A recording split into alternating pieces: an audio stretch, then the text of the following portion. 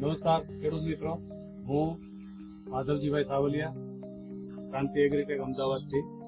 અને આજે રમેશભાઈ માળીને ત્યાં માળીવાસ દાંતીવાડા મુલાકાતે આવ્યા છું. તો ખાસ આજે એક નવો પ્રકલ્પ અમારો છે એ તમને બતાવવાનું પ્રયોજન છે કે ભાઈ ખેતીમાં આ વસ્તુ કેટલી જરૂરી છે. તો આપ જે જોઈ રહ્યા છો આ છે જલક્રાંતિ કરીને અમારું ઇલેક્ટ્રોમેગ્નેટિક વોટર કન્ડિશનર. ગઈ 17 તારીખે 17/5 આપણે લગાવ્યું છે. 17/5 લગાવ્યું અને એ પછી આ તમારે પાક વાવવાનો શરૂઆત એના પછી કરી. એટલે અત્યારે જ આપણે મગફળી અને આ બાજુ બાજરો વાવ્યો છે. તો એમાં શું તમે ફરક જોયો? પેલા શું થતું હતું અને અત્યારે શું છે? પેલા બાજરીના જે પાન પાક હોય ને ઉપરથી પાન બળી જતા, મગફળી પણ એટલે વિકાસ નતો થતો. અત્યારે આ 25 દિવસનું છે, પેલા કરતા મને વિકાસ સારો લાગે. એટલે પાણીમાં જે ક્ષાર રહેલો હોય મિત્રો, એનો પહેલો પ્રભાવ તમારે જોવો હોય તો કોઈ પણ વનસ્પતિ છે ને એના પાનની ધાર પડે એટલે પહેલી વસ્તુ માની લેવાની કે આ પાણીમાં એને નડતર ક્ષાર છે. તો અત્યારે આપણે મગફળી અને બાજરો જોયો, એમાં એક ધાર કે બાજરાના પાનની અણી પણ પડતી નથી. અને બીજી એક વસ્તુ કે આપણે આ મૂક્યું ત્યારે તમે બીજા ખેતરમાં બાજરી ઉભેલી, એમાં શું ફરક રહ્યો છે? એમાં પત્તા ઉપરથી બળી જતા, પત્તાની પીસ ઉપરથી ટૂંક આવે ત્યાંથી પત્તું બળી જશે. આ મૂક્યા પછી એમાં એવું પણ બન્યું છે કે નવા પત્તાની ટૂંક પડતી બંધ થઈ ગઈ છે અને એ પાનની પહોળાઈ પણ વધી હશે. અને જમીન ઉપર તમને શું ફરક દેખાય છે? જમીનમાં અમે 2-3 કલાક પાણી ચાલતું તો અમારા બધા ભરાઈ જતા પાળા. અત્યારે 2 કલાક પાણી ચલાવ્યું છે પણ જે પાણી ક્યાંય ભરાતું નથી. બરાબર.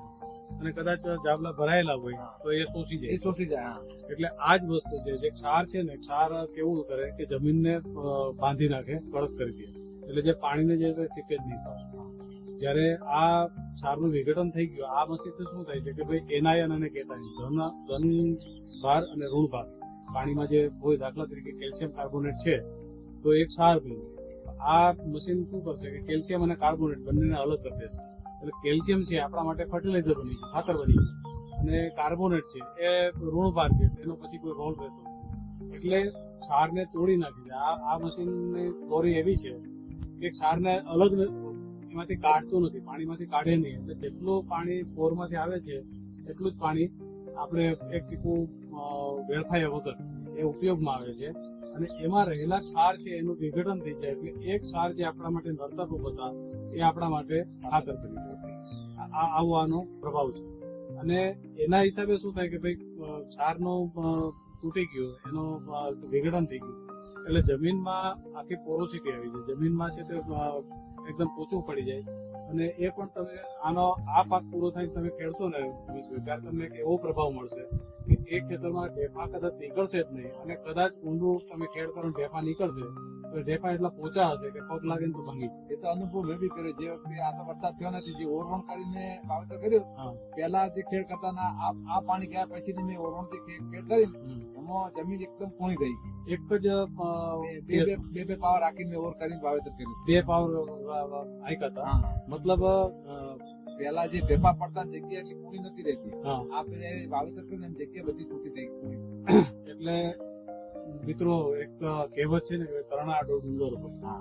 એટલે એનું એ જ પાણી છે, એની જ તમારી પ્રક્રિયા છે, એની જ ખેતર છે. ખાલી વચ્ચે આ એક વસ્તુ આવી ગઈ તો તમારું જે પાણી છે એ જે નડતરરૂપ હતું એ હવે આપણા માટે ખાતર થઈ જાય.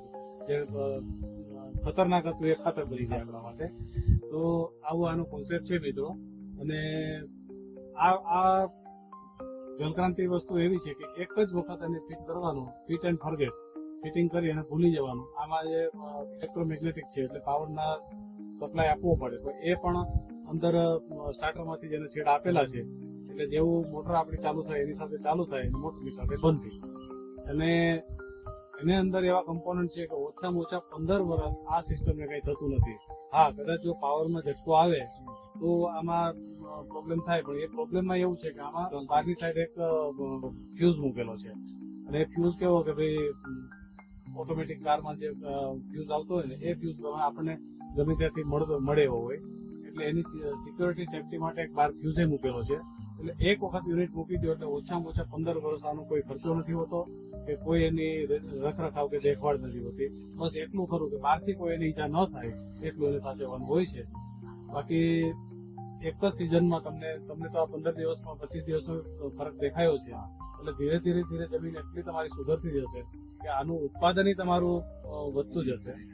કારણ કે જે નડતર રૂપ હતું આપણા માટે ખાતર પદાર્થ છે એટલે આપણા માટે કામનું બની ગયું છે.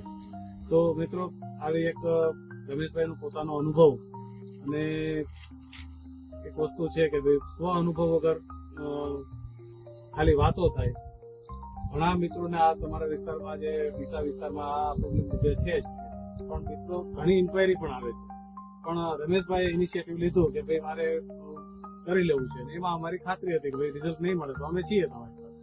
અને એવું દરેક ખેડૂત સાથે છે કે રિઝલ્ટ ના મળે તો એના માટે અમે બંધાયેલા છીએ. એટલે રમેશભાઈ આજે હિંમત કરી અને આ યુનિટ મૂક્યું છે તો આજે એના ફળ મળ્યા છે. તો આવું જ બધા ખેડૂત માટે. અને જો કોઈ ખેડૂત અહીં જોવા આવવું હોય તમારા વિસ્તારમાંથી, રમેશભાઈ આપનો મોબાઈલ નંબર જરા આપો. મારો મોબાઈલ 9722807425, માળી રમેશભાઈ સોનાજી, ગામ દાંતીવાડા.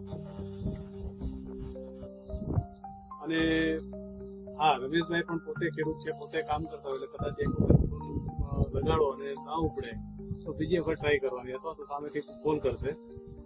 અસ્તુ.